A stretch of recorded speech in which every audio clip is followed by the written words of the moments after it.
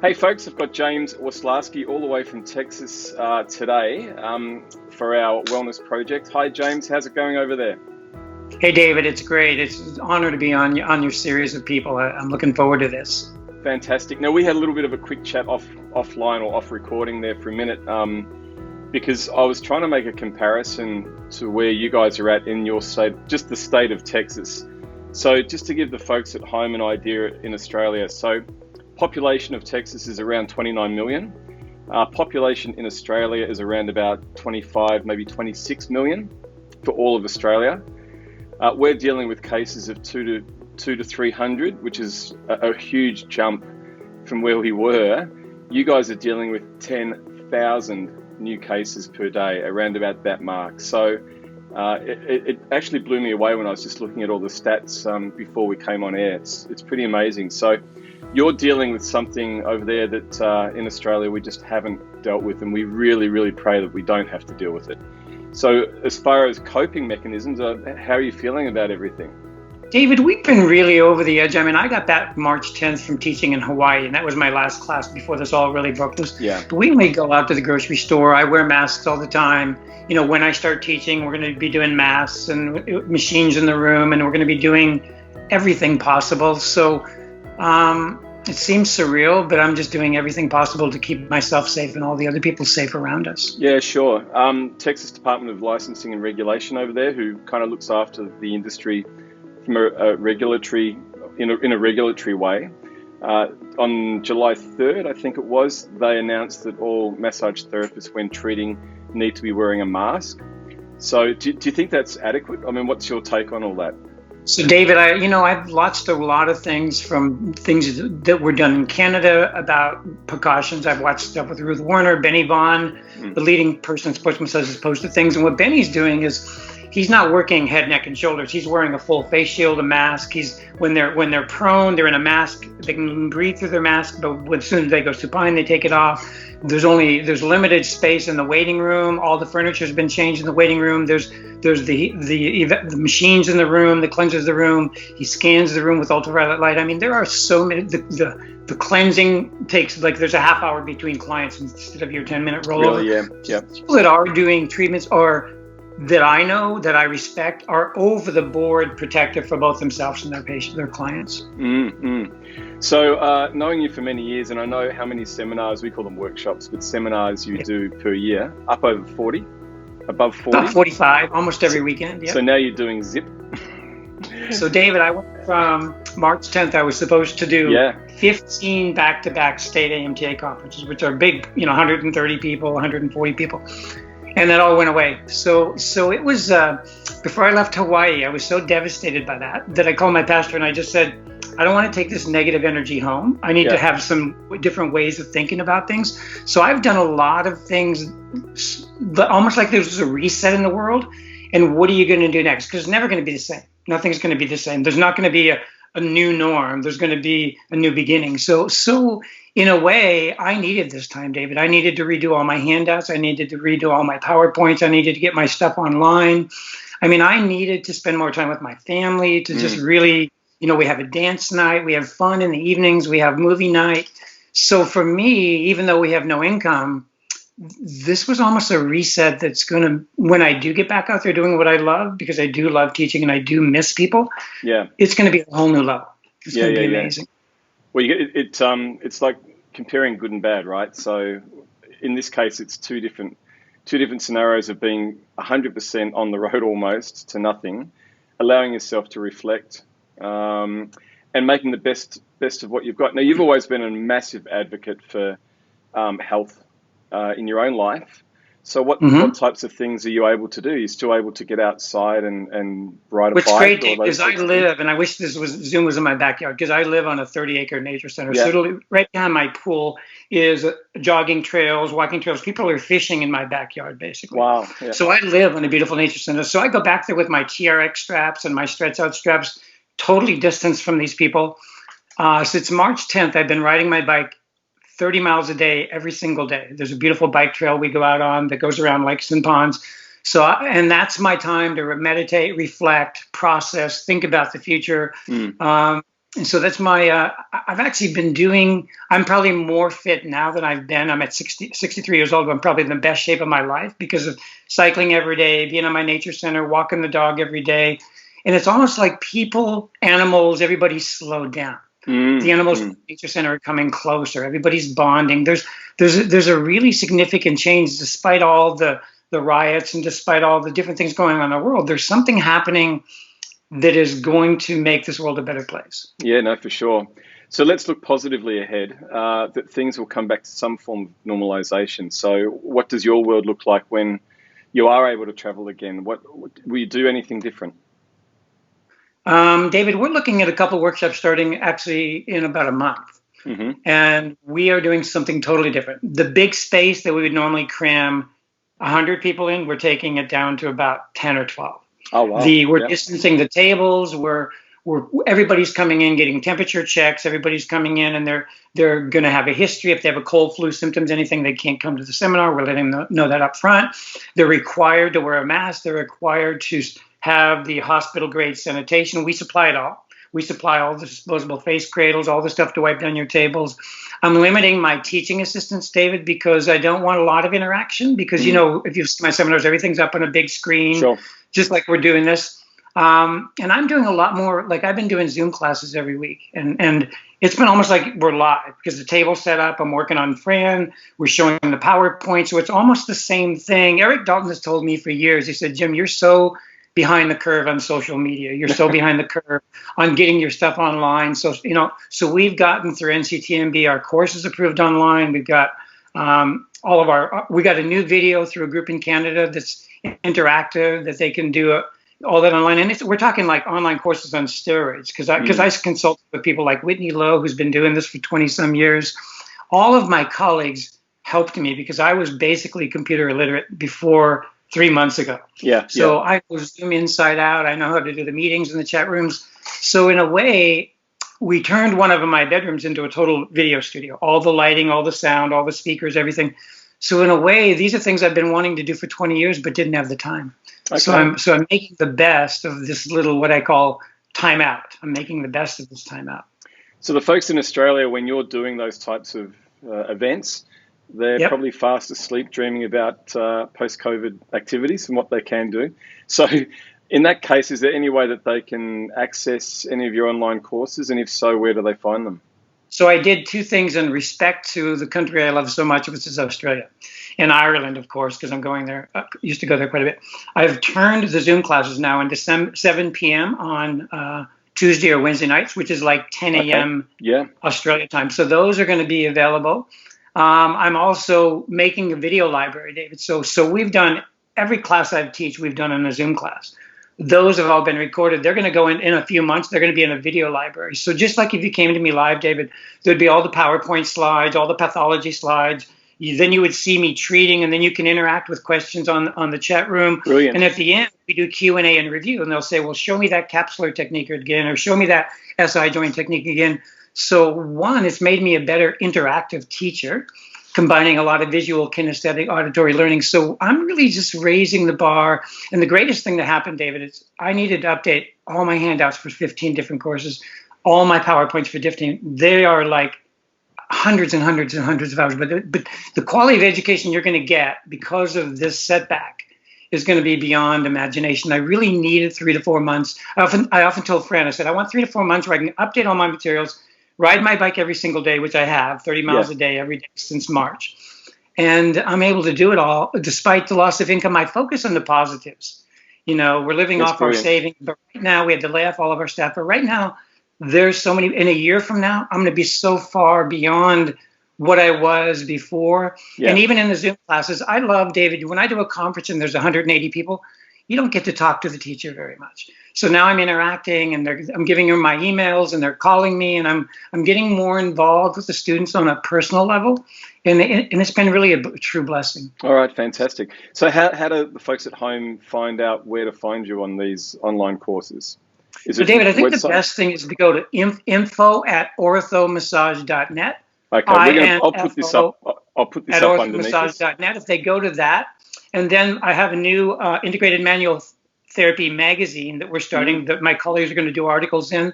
And that's going to be a cluster, KLUSTER.com. And then I'm working with a group called Better Together as One in Canada. Have you been to the conference with the ones with Scott and Monica and all the people near Niagara Falls? No, I've met with Monica, but no, I haven't as yet. But yeah, but I'm working with that group, and we have our new show. Monica Passanati and David. There's a great group. I've been doing their conferences for 12 years, but we're working with them on online courses. But you can find all this stuff at our website, which is www.orthomassage.net. So I'm really, and I'm timing this so all the people in all the places in the world can see me live and interactive and not just watch an online course. So I'm timing it so I can interact with your people. Fantastic, James. Look, we're going to leave it there. We've got other guests on the show for this month on the Wellness Project. So many thanks for joining us. We do hope we'll get to see you back out in Australia sometime soon when we allow people back into our country. Hopefully it will be within the decade. So hopefully we'll get you out here soon. All right. Yeah, I hope to see you in Australia and in Bali and all the good things. And David, I miss your friendship. I really I'm feeling closer to the colleagues now than ever before in my life. So I'm honored to see you and talk to you and catch up. And I'm honored to be part of this interview. Thank you very much. I appreciate it. Fantastic, James. Thanks again. You bet. Take care. Thanks. Today, we're very fortunate to have our new CEO as of April of this year, and Davey, with us today. Welcome, Anne. Thank you. It's good to be here. So you're pretty fresh and new to the job, April, and we're currently in July. So it hasn't been a normal sort of transition into that CEO position. All things considered, on what's going on as I sit here at home interviewing you rather than in the office. So, what was it like as a starting point for you moving from the association manager into the CEO's role? Yeah, look, I think I was fortunate in that prior to me taking over at the start of April, the board and the previous CEO, Tricia, developed a crisis management plan. So that was really helpful for me in the transition as far as running the business and how we manage the members. So no, it was not normal from any stretch of the imagination. A CEO would normally just get out there and meet all the stakeholders and get to know the business, whilst I did have an understanding of it. But look, it's trying times for everybody, and it's been a bit of a challenge, but it's been a good challenge too. I mean, the members have been fantastic. You know, everybody's concerned, everybody's worried. But if we all work together, which we have been, and I've got a great team in marketing and communications, and we're getting information out as much as we can. So for sure. And look, the board's really supportive as well. So I couldn't ask for more, to be honest. Well, I guess again, coming from the inside to the CEO position, there are advantages of that sort of scenario, and I guess one of them is that you walked into something that as a director I know all about, which is our strategic plan. Yes. So rather than having to get yourself acquainted with that document, which is quite a lengthy document, which sort of lays out to the end of 2021, I think, that you're implementing many of the tasks that were associated with that plan anyway as association manager. Yeah, absolutely. So that transition was really quite neat, I suppose, because I was involved in a lot of the strategies that the board had laid on the table, and what I wasn't involved in I could quickly learn because I have been around for over a decade, dare I say, in the association. So it and the strategic plan is all about the members, keeping in touch with government, the advocacy, which we can't really do a lot of at the moment because they're all focused on COVID-19.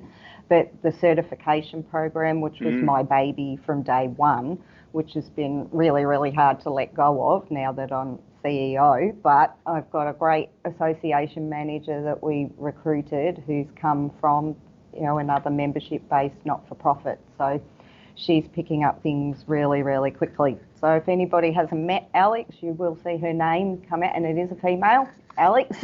So you'll see her name coming out as time goes on. But dealing with the health funds is part of the strategic plan, making sure that we keep our health fund provider status. And throughout COVID-19, the health funds have actually been really good with providing extensions on first aids and all sorts of things, and the reporting cycles and so forth. So, yeah, it was a much easier transition than someone coming in fresh, walking into COVID-19. No, for sure. Yeah. And I guess from a governance and a management point of view, you're not just looking at what is now, but you're also looking at what's the future and the way in which you can best serve the membership. So I think there was a survey that went out to the membership. Yeah, we surveyed the membership. I think we got close to 3,000 responses just saying, what do you think you will need post-COVID? What can the association do for you? And is that you personally, as a therapist, your business? And, to get close to 3,000 is phenomenal, really, in, hard times. The last thing you really want to do is it wasn't a terribly long survey. But the upshot was that members were mostly concerned about their CPE points. So we provided more online learning, and also that massage is safe. How are they going to tell their clients that massage is safe to come back into their clinics? So we developed some posters for our members and some tiles, and just kept the messaging the same, that it's a partnership. Your client has to trust you, you have to trust your client. So they're downloadable from the website if anybody hasn't got them.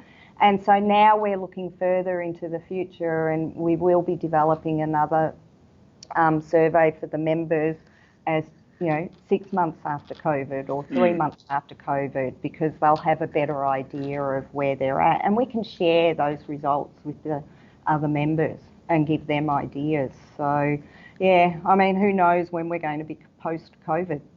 Yeah, no, exactly.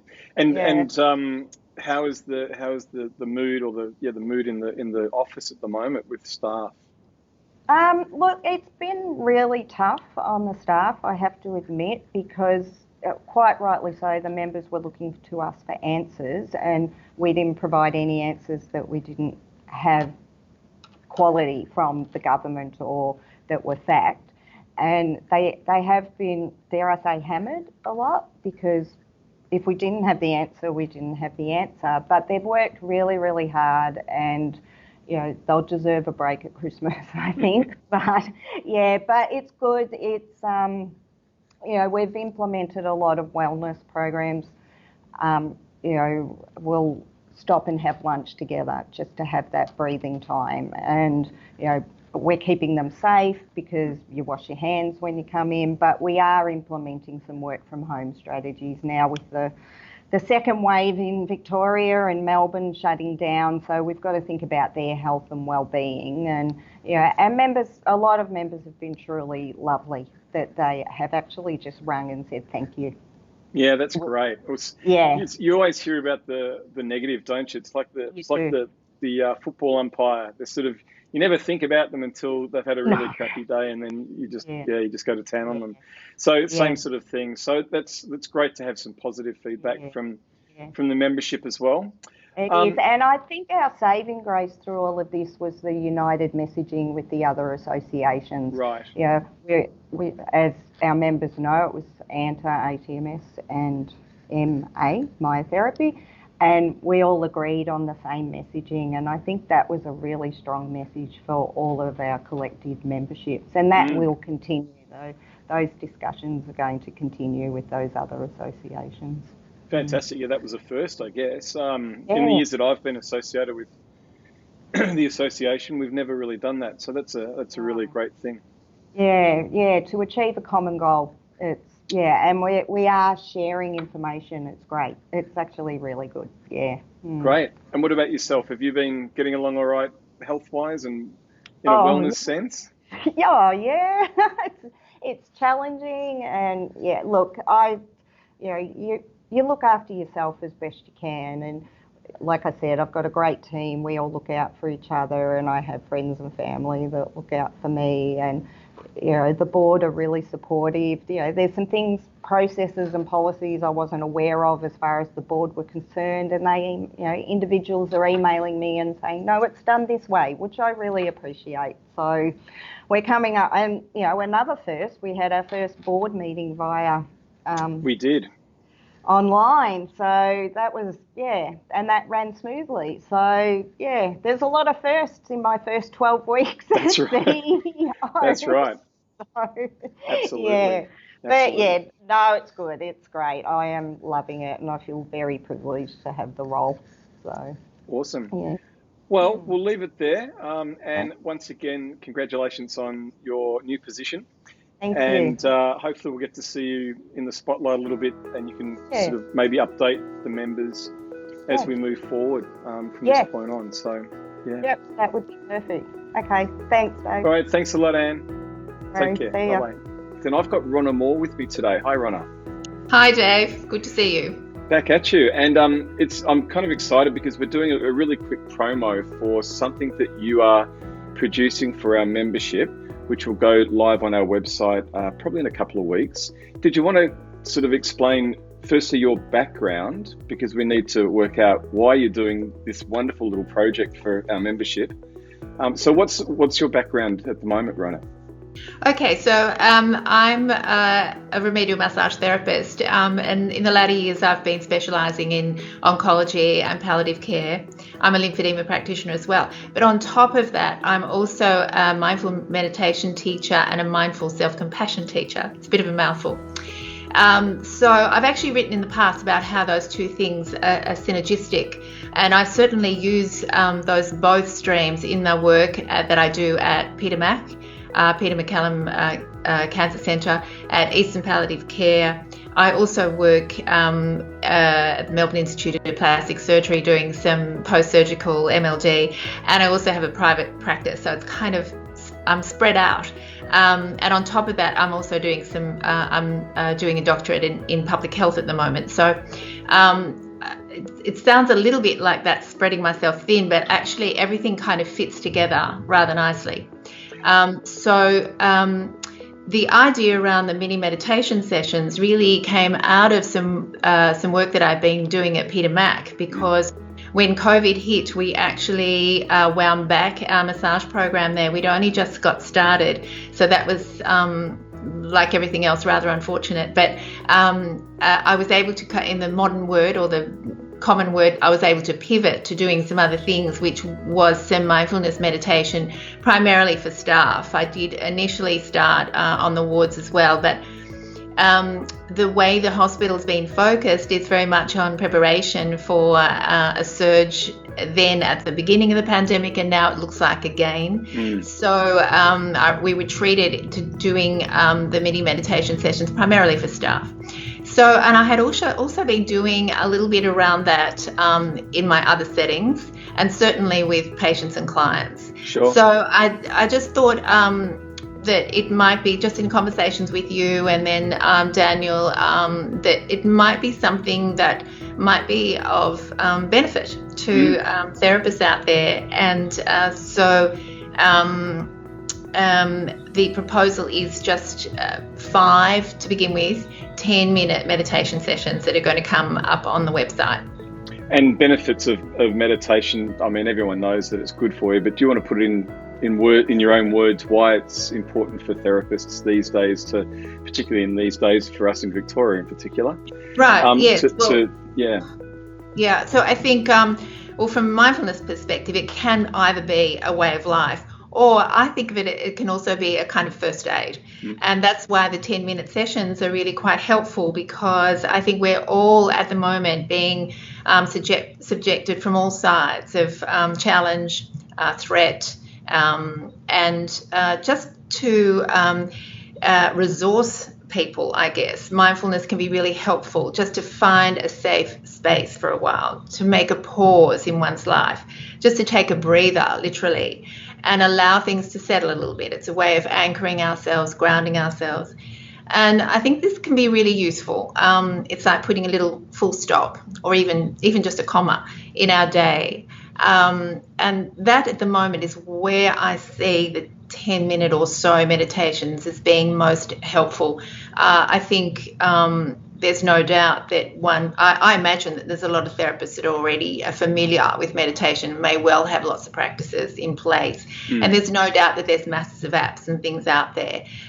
So it's really perhaps introducing people who may not be familiar with that kind of approach. Yeah. So that's it. Fantastic. So they'll be coming live in a few weeks' time, and members will be able to be notified, I think, via email in the association news updates. So keep your eyes peeled for the upcoming meditations. Now, Ronna, the other thing that you did mention to me before we came up here, we talked about how there's a journal article coming out that you've written for our Massage Journal. Yes, that's right. There's I think that's coming out in July sometime.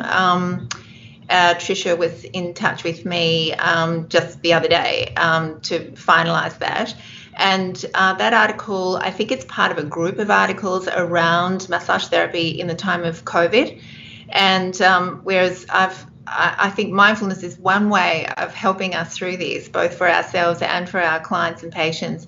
But that article is really addressing a different approach to how we might manage ourselves as massage therapists during this time. So it's a different. I'm not going to tell you because it'll be a surprise. Well, that'll be out in a few weeks, I think. Yeah, I think you're right. Our journal does come out at the end of July. There's actually two. I actually wrote two articles. I'm not sure whether the second one's going to be included in this, but that's also around what my practice looked like during COVID-19. From the very beginning at Eastern Palliative Care, one of my 4 practice settings, we have been providing service continuously throughout the time. It wouldn't be business as usual. It's quite different. And that article is around that, what it's meant for us as therapists working with patients during this time. Brilliant. And that ties in with some of the stuff that we're looking at as an association post-COVID and how different the clinical setting will or should be. So stay tuned, folks, for that article coming out by Ronna. All right. Yeah. We'll leave it there. Thank you so much for coming on and letting the folks know what's coming up as far as mini meditations. And we'll catch you again, hopefully, on our Connect show down the track. Okay. Great. Thanks very much for the opportunity, Dave. It's great. Thank you. Thank you. And be safe, everybody. Be safe. Flourish. Bye. Thanks, Ronna. Bye.